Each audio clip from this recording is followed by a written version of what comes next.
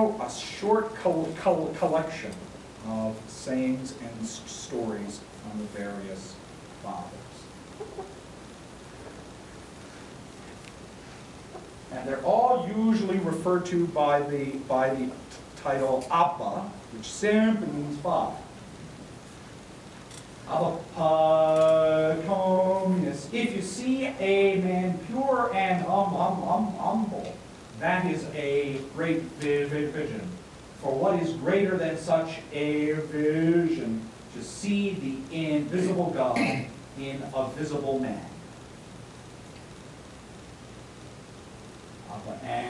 Anthony. I saw the snares that the enemy spreads out over the world, and I said, groaning, what can get through from such snares? And I heard a voice answering me, humility. Our life and our death is with our neighbor. If we gain our brother, we have gained God. But if we scandalize our brother, we have sinned against Christ.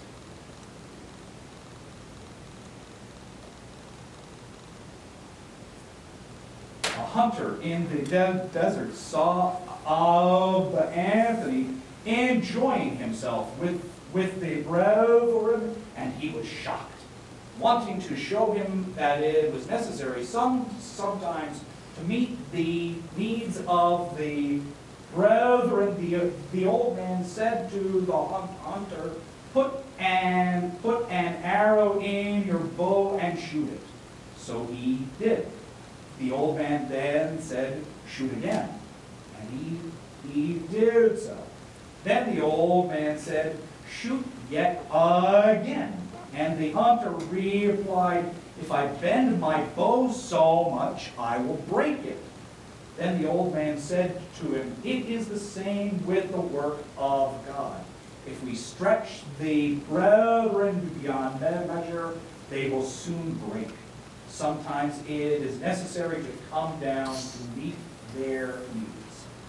When he had heard these words, the hunter was pierced by compunction, and greatly edified by the old man, he went away. As for the brethren, they went home strengthened.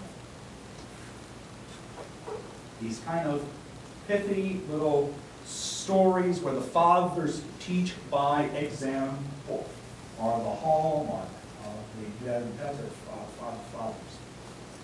When the same Abba Anthony thought about the depth of the judgments of God, he asked, Lord, how is it that some die when they are young, while others drag on to an extreme old age? Why are there those who are poor and those who are rich?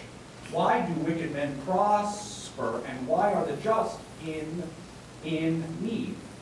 He heard a voice answering him, Anthony, keep your attention on yourself. These things are according to the judgment of God, and it is not to your advantage to know anything about them. It's not going to help you. A brother said to Abba Anthony, pray for me. The old man said to him, I will have no mercy on you, nor will God, if you yourself do not make an effort, and if you yourself do not pray to God. In other words, don't ask me to do for you what you should be doing for yourself. God is not guilty of evil. He gave intelligence to mankind, the ability to distinguish good from evil, and free will. Evil passions emerge either from negligence or from our own carelessness. God is in no way the cause of that.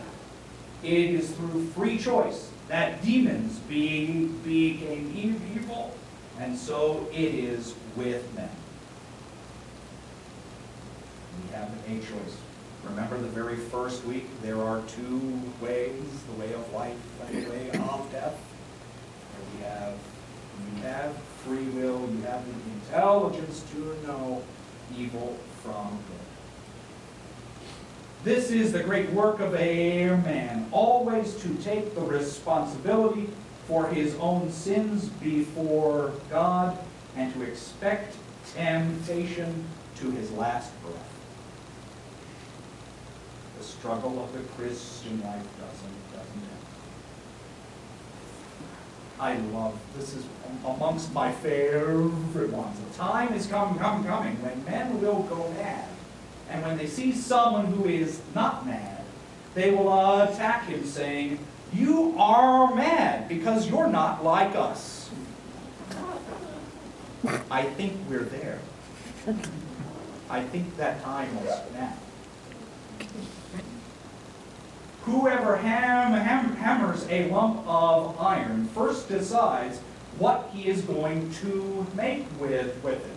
A scythe, a sword, or an axe.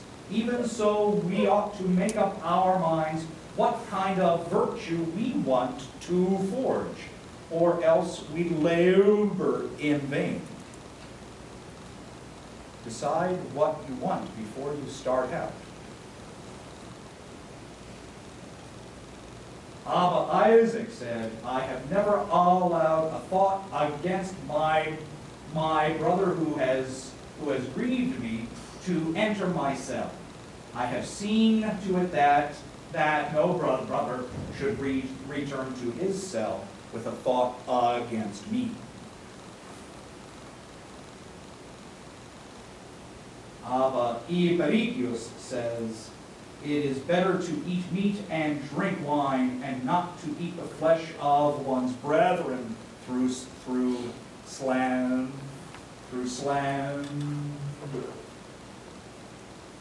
We get caught up sometimes in our ideas of, what are the fasting rules, Father? Maybe the answer is sometimes, we give up these really sinful things. Forget about meat, forget about cheese, forget about olive oil. Give up anger and slander and lust and whatever else. That might be an even better fast.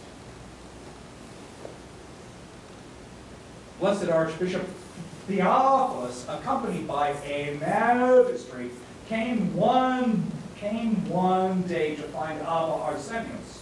He questioned the old man to hear a word from him. After a short silence, Abba Arsenius answered him, "Will you put into practice what I say?" They promised him that they would. If you hear Arsenius is in a certain place, don't go there.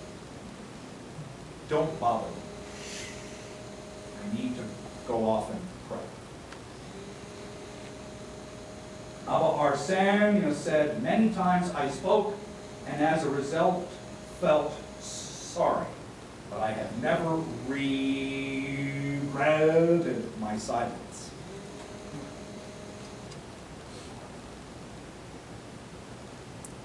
This is my favorite story of them all, and this is actually the last one. Abba Moses Skrocki was a large monastic center. So a monk from Skrocki had committed some fault. A council was called to which Abba Moses was invited to discuss an appropriate penance. But Moses refused to attend. Another messenger was sent to him to say, "Come on, everyone's waiting." So Abba Moses got up and went. But first, he took a sack and filled it with sand, tore a small hole into the bottom of the sack, and tied it to his back. As he arrived for the council, the other monks came out to meet him and asked, "Father, what is this?" He replied, "My sins run out behind me, and I don't even see them. And today I am coming to judge the errors of another."